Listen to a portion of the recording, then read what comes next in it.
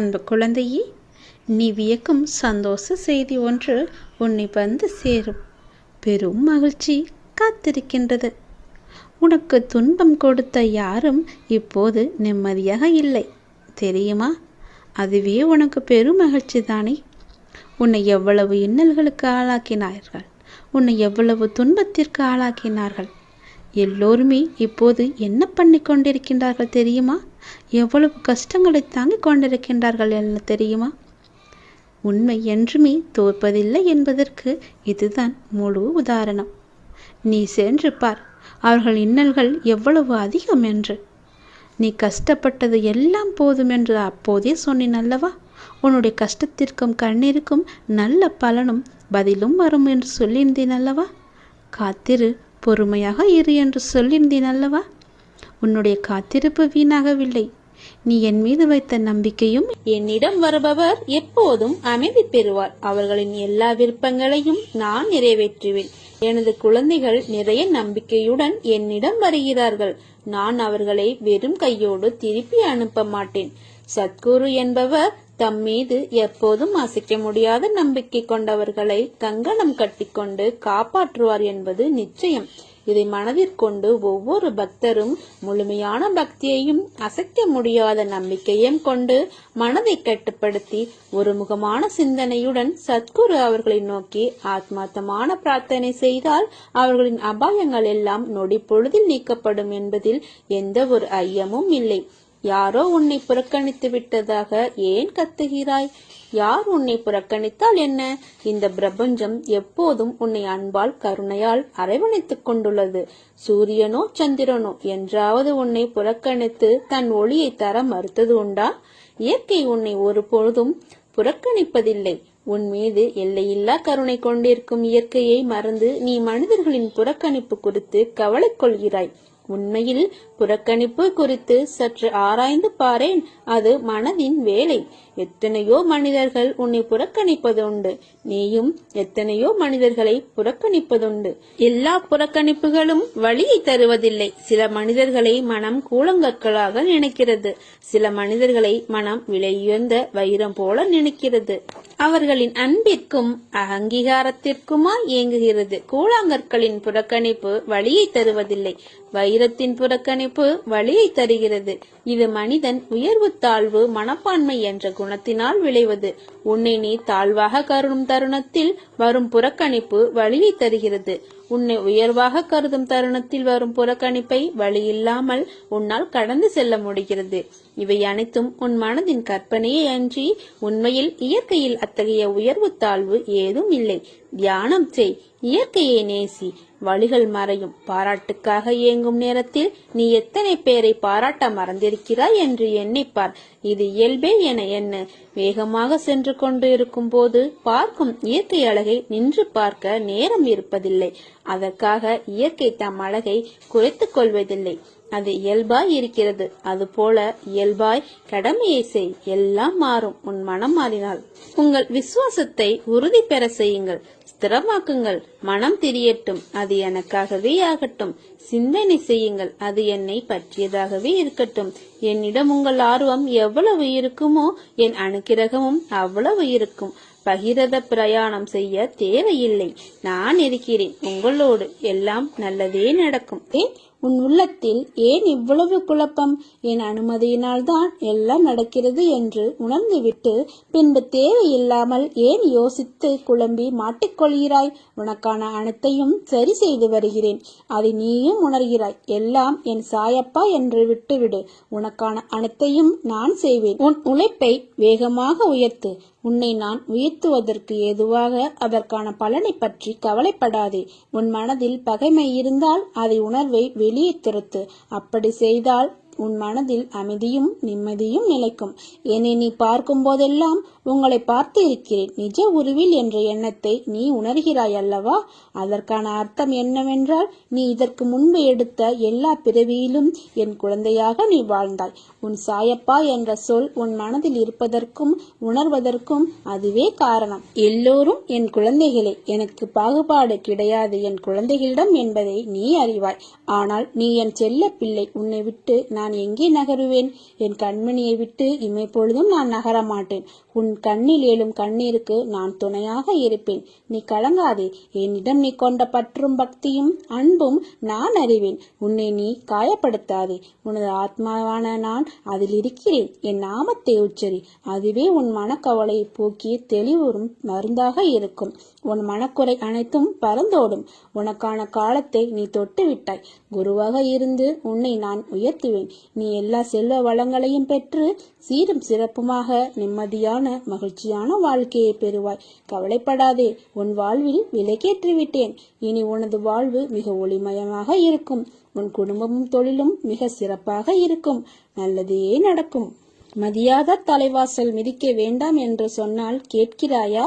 அவர்களையே நினைத்து உனது நேரத்தை வீண் செய்கிறாய். அவர்கள் உன் உழைப்பில் குளிர் காய்கிறார்கள். உன்னிடம் சாப்பிட்டு உன்னையே குறை கூறுபவர்கள், உன் வளர்ச்சியை பார்த்து பொறாமைப்படுபவர்கள். அவர்களுக்கு போய் ஓடி ஓடி உதவி செய்கிறாயே. என் பிள்ளைகள் நல்லவர்கள்தான், ஆனால் ஏமாளிகள் அல்ல. உன் குடும்பத்தை மறந்து அவர்களுக்கு நீ உழைத்தது போதும். உன் குடும்பத்தில் நிறைய கடமைகள் காத்திருக்கிறது. அதை கவனி. யாரையும் நினைத்து கவலைப்படாதே. உன் கடமைகளை செய்து கொண்டிரு.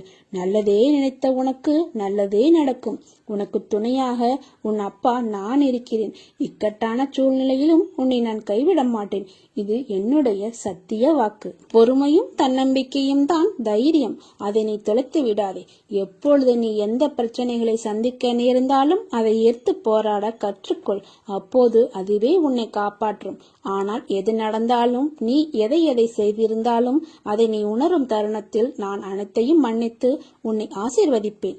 சகிப்புத்தன்மை இல்லை என்றால் உனது நிலைமை மிகவும் கவலைக்கிடமாகும். இதை மட்டும் நினைவில் வைத்துக்கொண்டு மகிழ்ச்சியாக வாழ்வதற்கு எனது நாமத்தை உச்சரித்துக் கொண்டு இரு. நீ சிறந்த நற்குணங்களோடு இருந்தாலும், மிகவும் கடினமான சூழ்நிலையில் இருந்தாலும், உனக்கு அனைத்தையும் ஏற்றுக்கொள்ளும் அளவிற்கு மன தூய்மையையும் தன்னலமற்ற சிந்தனைகளும் எண்ணங்களும் இல்லை என்றால் எதையுமே நீ எதிர்கொள்ள முடியாது, சாதிக்கவும் முடியாது. மிகவும் முக்கியம் சகிப்புத்தன்மை. இது மட்டும் உனது வாழ்க்கையில் இல்லாவிடில் உனது வாழ்க்கையே பறிபோய்விடும். நான் பக்கப்பலமாக இருந்தாலும், நானே அனைத்திற்கும் சர்வாதிகாரி என்றாலும், அனைத்தும் எனக்கு கட்டுப்பட்டு இருந்தாலும், உன்னிடம் நிலையான உண்மையான பக்தி இருந்தால் மட்டுமே நான் உன்னை அனைத்திலும் இருந்து பாதுகாக்க முடியும். நம்பிக்கையையும் சகிப்புத்தன்மையையும் உனது தைரியத்தையும் தான் உன்னிடம் இருந்து நான் எதிர்பார்க்கிறேன். உனது வருகைக்காக நான் காத்திருக்கிறேன். நான் உனக்கு உனது மனநிலையை புரிந்து கொண்டு அழைப்பு விடுத்திருக்கிறேன். எனது அழைப்பை ஏற்றுக்கொண்டு எனக்கு பிடித்ததை எடுத்துக்கொண்டு விரைந்து வா. அப்பா உனக்காக எனது விழித்திருந்து என் தர்பாரில் உனக்காக காத்திருக்கிறேன். என் அனுமதியின்றி எதுவும் நடக்காது. எவரையும் நெருங்க விட மாட்டேன். உனக்கு ஏற்பட்ட துயரங்கள் அனைத்தும் விட்டு விலகிவிடும். தன்னம்பிக்கை இழந்து விடாதே. அனைத்தும் விரைவில் மாறப்போகிறது. அப்பா நான் இருக்கிறேன் நிழலாக என்றும் உனக்காக. நான் உன்னை பார்த்து கொண்டே இருக்க வேண்டும் என்பதற்காகவும், நான் உன்னுடன் எப்போதும் இருப்பதற்காகவும் நீ இருக்கும் திசை நோக்கி வந்துவிட்டேன். நான் எங்கும் வியாபித்திருக்கிறேன் என்றும் உன் நினைவுகளோடு உனக்கு ஏற்பட்டு இருக்கும் தற்போதைய நிலை மாறப்போகிறது. உனது பாரத்தை முழுவதுமாக நான் சுமந்து கொண்டிருக்கிறேன். உனக்கு எப்போது என்ன செய்ய வேண்டும், எதை செய்ய வேண்டும், எப்படி செய்ய வேண்டும் என்று ஒரு நாளும் தவறாமல் யோசித்து யோசித்து உனக்கு வழங்கி கொண்டிருக்கிறேன். நீ விரும்பிய வாழ்க்கையை உனக்கு வழங்கப் போகிறேன். மகிழ்ச்சியாக இரு. எதை பற்றியும் கவலைப்படாமல் இரு. என்னை நினைத்து என்னை பின்பற்றி இரு. உனக்குள் இருக்கும் அத்தனை துயரங்களின் பிடியிலிருந்தும் விரைவில் நிவாரணம் வழங்கப் போகிறேன். யாரிடமும் வெறுப்போ விவாதமோ வேண்டாம். எத்தனையோ பேர் வாழ்க்கையை தொலைத்துவிட்டு என்னிடம் வந்திருக்கிறார்கள். தயவு செய்து நீ கிடைத்த வாழ்க்கையை நிம்மதியாக வாழ கற்றுக்கொள். எதிர்த்து போராடு. உனது வாழ்க்கையும் உனது குடும்பமும் செழிப்பாக இருப்பதற்காகவே நான் உன் கூடவே இருப்பேன். நீ சந்திக்காத விளைவுகள் இல்லை. கவலைப்படாத நாள் இல்லை. நான் இருக்கிறேன். உனக்கான பொன்னான நேரம் உன்னை நெருங்கி கொண்டிருக்கிறது. அதுவரை காத்திரு. பொறுமையாக இரு. நம்பிக்கையோடு இரு. நம்பிக்கை தான் வாழ்க்கை. நீ மகிழ்ச்சியாக இருப்பதை நானும் கண்டு கழிக்கப் போகிறேன். ஏனென்றால் உன்னுடன் இருப்பது ஜெயம் தரும் சாய்பாபா. நீதி கிடைக்கும் என நம்பி என்னை நாடி வந்திருக்கிறாய். கெட்டவர்கள் தண்டிக்கப்பட வேண்டும் என்று ஆதங்கத்தால் நீ துடிக்கிறாய். நான் மனிதர்களைப் போல எடுத்ததும் தண்டிக்க மாட்டேன்.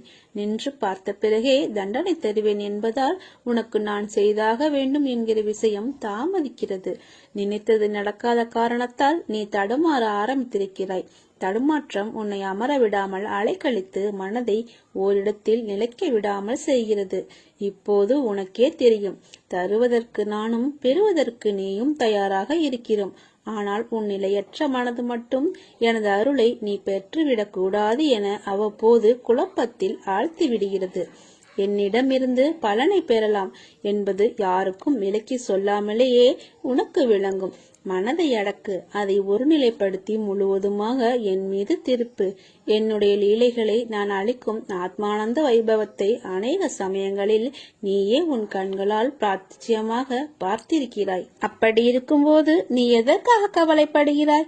ஏற்ற காலத்தில் அனைத்தையும் நான் சரி செய்து விடுவேன். உன் விருப்பத்தின்படியே எல்லாம் நடக்கும். ஆனால் உன்னை என்னிடம் முழுவதுமாக ஒப்படைக்க வேண்டும். நான் பரிபூரணமாக செயல்படுவதற்கு உன் வாழ்க்கை மாறுவதை கவனி. நம்பிக்கையுடன் பிரார்த்தனை செய். நீ இதுவரை இருந்ததை விட மகிழ்ச்சியாக இருக்க போகிறாய். உன்னுடைய விளக்கை அணைக்க பலர் காற்றாக வரலாம். ஆனால் உனக்கு வெளிச்சமாக உன் சாய்நாதா நான் இருக்கும் வரை உன்னை இருள் சூழாமல் நான் பார்த்துக் கொள்வேன். தைரியமாக இரு, நல்லதே நடக்கும் என்று நம்புங்கள். அது உங்களை மட்டுமல்ல, உங்களை சுற்றியிருப்பவர்களையும் மகிழ்ச்சியாக வைத்திருக்கும். உனது நல்ல எண்ணங்களும் நல்ல செயல்களும் உன்னை ஒருபோதும் கைவிடாது, உன்னுடன் இருந்து வாழ வைக்கும். நான் உனக்குள் இருக்கும் வரையில் உன்னை எதுவும் நெருங்காது. நீ படும் வேதனையிலிருந்து உன்னை விடுவிக்கவே நான் அவதரித்திருக்கிறேன். நான் எனது பக்தர்களின் அடிமை. தேவை ஏற்பட்டால் எனது பக்தர்களின் நலன் காக்க மீண்டும் மீண்டும் நான் பிறப்பெடுப்பேன். அனைத்தையும் என்னிடம் சமர்ப்பித்துவிட்டு நீ மௌனமாக இரு. நிதானமாகவும் இருக்க கற்றுக்கொள். உன் வேண்டுதலை நான் நிறைவேற்றுகிறேன். உங்கள் பார்வை நல்லதாக இருந்தால் உலகம் அழகாக தெரியும். உங்கள் வார்த்தை நல்லதாக இருந்தால் உலகிற்கு நீங்கள் நல்லதாகவே தெரிவீர்கள். நீ எதற்கும் பயப்படாத இரு. நான் உன்னோடு இருக்கிறேன். நீ வேதனைகளை சந்திப்பது சாதனைகளை உனதாக்குவது என்று நம்பு.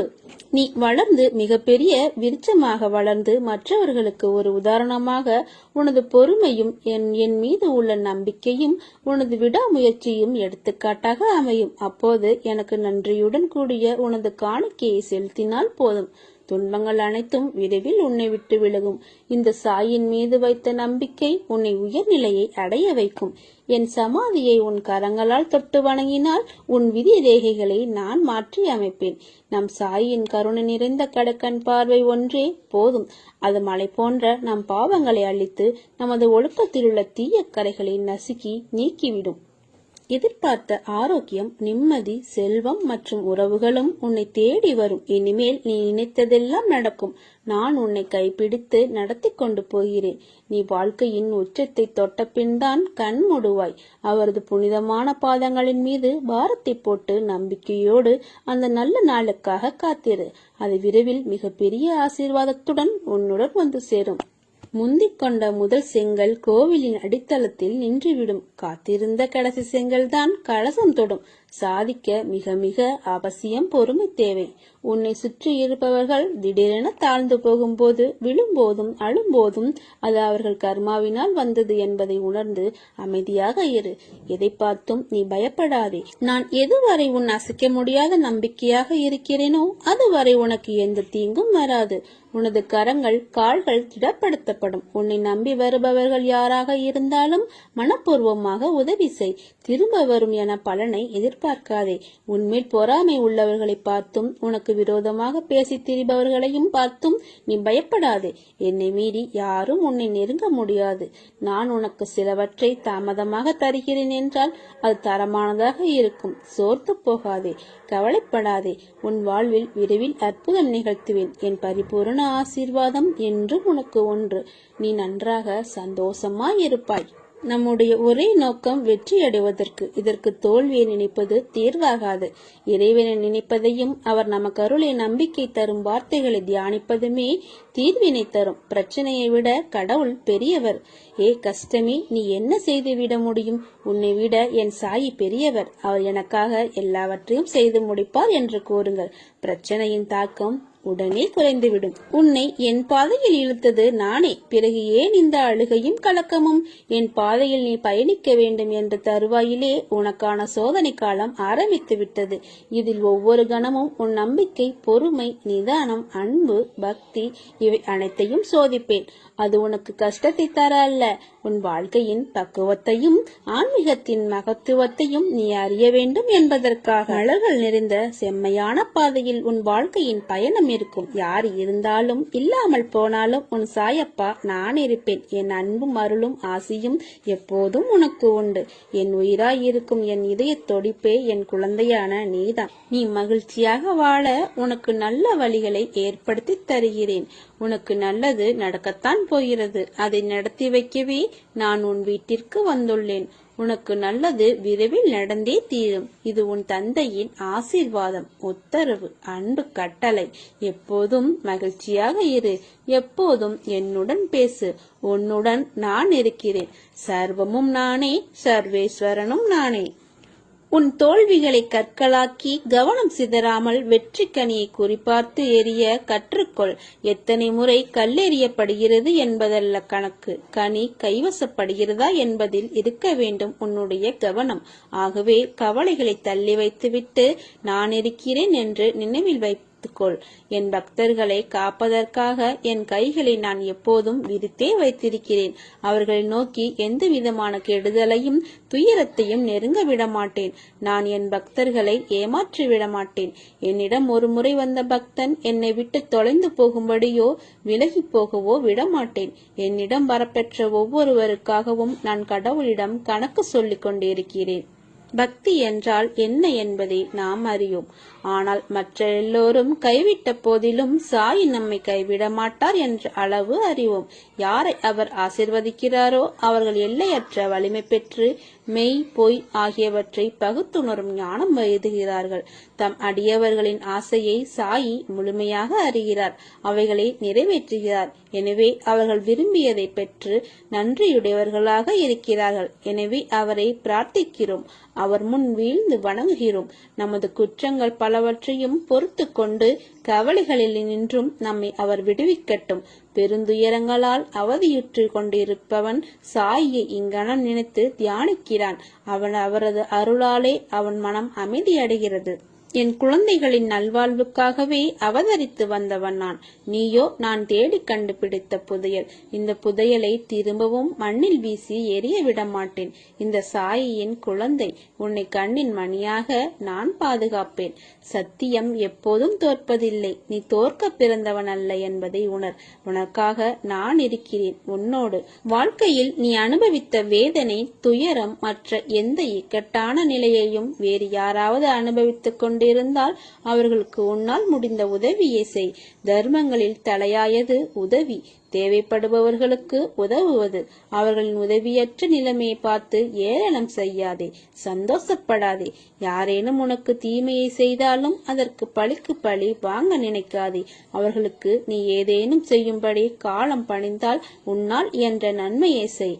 நான் உன்னோடு இருக்கும் போது ஏன் அப்படி நடந்துவிடுமோ, இப்படி நடந்துவிடுமோ என்று பயப்படுகிறாய்? வருவது வரட்டும். உறுதியாக எப்போதும் நிதானத்துடனும் நம்பிக்கையோடும் செயல்பட்டு பார். அப்போது நீ மிகுந்த பலனை அடைவாய். ஒரு காரியத்தில் ஏமாற்றமோ தோல்வியுற்றாலோ வருந்தாதே.